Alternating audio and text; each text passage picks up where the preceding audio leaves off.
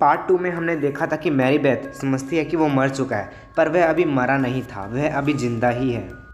फिर वो वहाँ से चली जाती है। जब वह जाती है तो उसको विक्टर की आवाज़ आती है।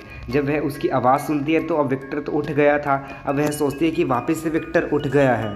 तो उसके बाद वह जल्दी से अपनी चैन सो स्टार्ट करती है। उसके बाद जैसे ही चैन सो स्टार्ट करती है, चैन सो तो स्टार्ट हो जाती है, पर पीछे से विक्टर आके उसे हवा में उठा देता है। जब वह उसे हवा में उठा देता है तो उसके मुंह के अंदर हाथ घुसा देती है, जिसकी वजह से विक्टर चैन सो के ऊपर गिर जाता है और उसके 2 टुकड़े हो जाते हैं। और वह बचा कुचा पार्ट उसके यानी कि मुँह का स्कल पार्ट लेके सिटी की ओर चली जाती है। जब वह सीधा सिटी की ओर जाती है तो सीधा पुलिस स्टेशन के अंदर चली जाती है।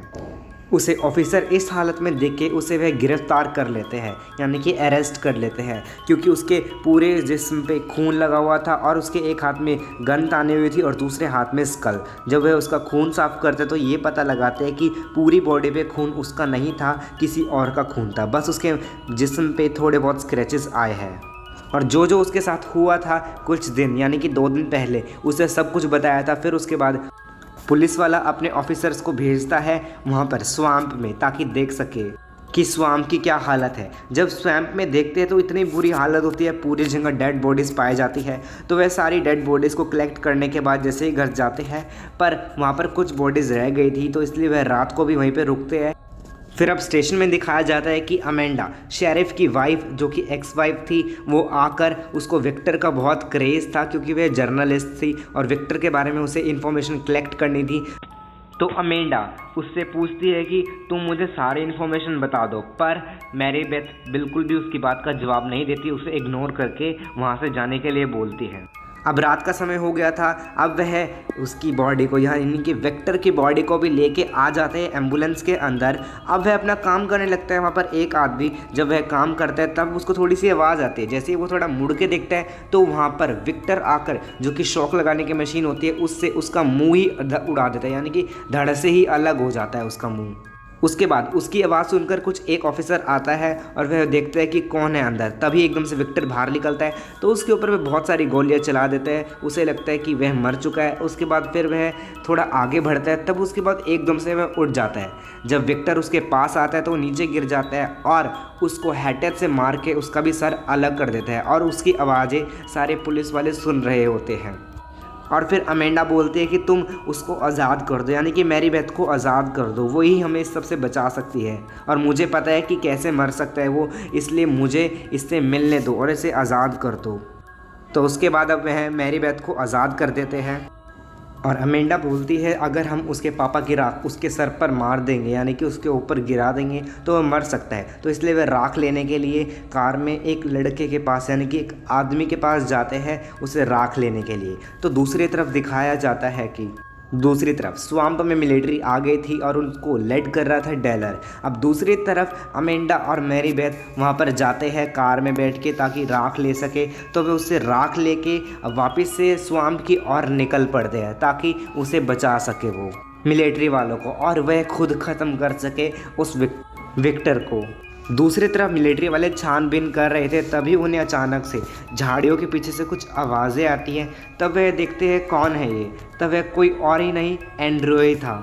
तो वह उसको अपने साथ लेके ढूंढने लगते हैं। वापस से वह छानबीन करते हैं, तब उन्हें वापस से आवाज़ आती है। तब वह एकदम से गोलियां चला देते हैं उसके ऊपर। तब वह आगे जाके देखता है कौन था ये। उसके बाद डेलर देखते हैं ये तो एक सिंपल जानवर का बच्चा था और जिसको उन्होंने मार दिया। अब 2 ऑफिसर दिखाए जाते हैं जो कि वहाँ पर खड़े थे विक्टर के घर के आगे। तो पीछे से आके विक्टर एक आदमी को तो मार ही देता है और दूसरे को हुक फंसा के अंदर खींचने की कोशिश करते हैं। तब वह सारे के सारे फायरिंग करने स्टार्ट कर देते हैं। उसके बाद फिर भी विक्टर उसको खींचता चला जाता है। अब सारे अलग अलग हो गए थे। उसके बाद फिर तो विक्टर क्रॉली सबको मारने लगता है, एक एक करके सब मर जाते हैं। तो बहुत सारे ग्रुप बना के भी मारते हैं, पर उसको एक ही ढलान में सबको नीचे की तरफ गिरा देते हैं और सबको मारने लगता है। अब विक्टर डायलर को भी मारने वाला होता है। तो उसके बाद डायलर की तो इतनी दर्दनाक मौत होती है, क्या करता है उसकी स्पाइन को उसके स्कल के साथ निकाल ही देता है उसकी बॉडी से बिल्कुल। अब उसके बाद एक वहाँ पे ऑफिसर उसको शूट करता है, उसके घर को आग लगा देता है। तो वह बिल्कुल सेलिब्रेट करता है कि हमने उसके घर को मार दिया और उसे भी मार दिया। उसके बाद फिर पीछे से आकर विक्टर को बहुत गुस्सा आ रहा था, तो उसके हाथ पाँव उखाड़ दिए और उसे भी मार डाला। फिर शेरिफ, मकलाया एंड एंड्रो जाके एम्बुलेंस में छुप जाते हैं और खुद को लॉक कर लेते हैं। पर किसी तरह एंड्रो तो बच जाता है, पर वह दोनों नहीं बच पाते। विक्टर उन दोनों को मार डालता है। अब अमेंडा वहाँ पर पहुँच गई थी राख लेके, तो उसे विक्टर को बुलाती है। अब विक्टर को बोलती है कि ये राख ले लो। किसके हाथों? एंड उसके मैरी बेथ के हाथ।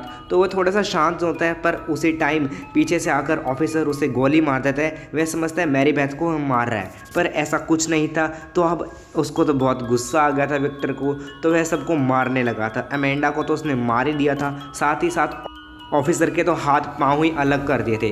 उसके बाद मैरी बेथ को क्या करा था, उसने उठाकर पेट के अंदर गाड़ डाला, यानी कि उसके पेट के अंदर आर पार होगी लकड़ी। पर साथ ही साथ क्या करा, उसने भी राख उसके ऊपर दे मारी, जिसकी वजह से वह गल गया। पर मैरी बेथ क्या हुआ होगा उसका, अब पार्ट 4 में जानते हैं।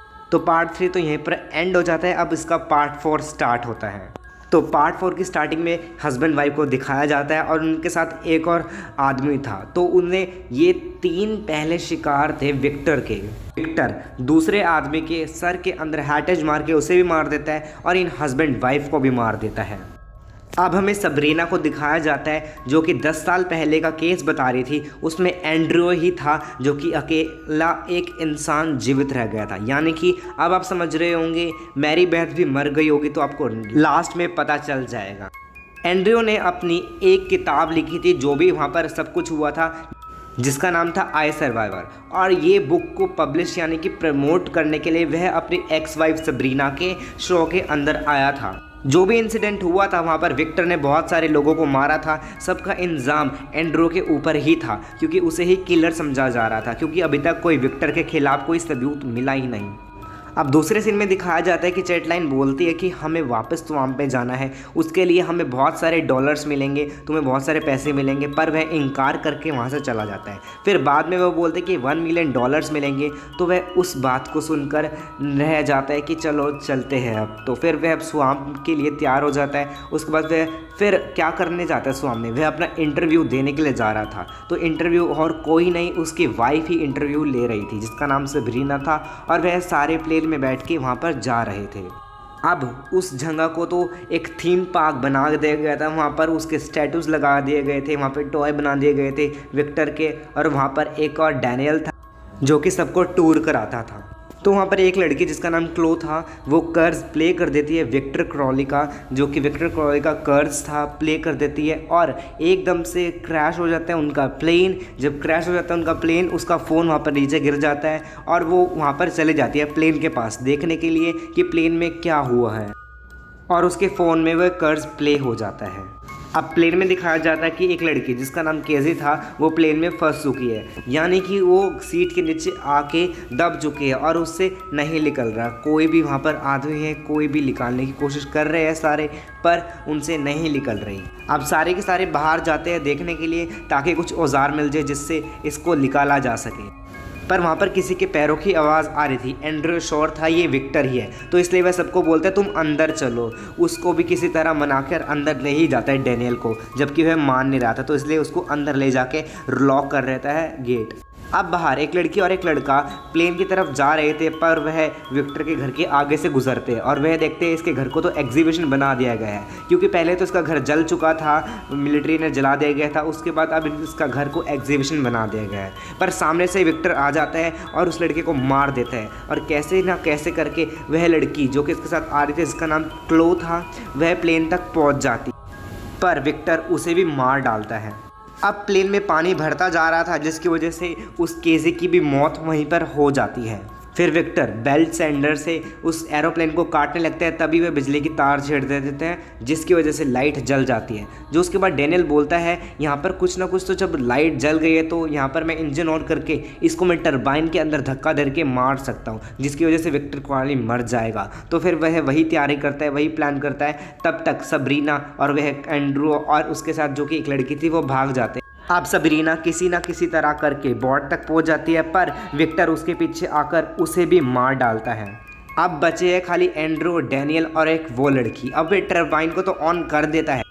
अब डैनियल अपनी जान की परवाह करे वह टरबाइन में खुद विक्टर को लेकर गिर जाता है और उनके चिथड़े चिथड़े उड़ जाते हैं, जिसमें खाली बचते हैं एक एंड्रू और लास्ट में उसके साथ लड़की। अब यही सब दिखाया जाता है रिपोर्टर की ओर से।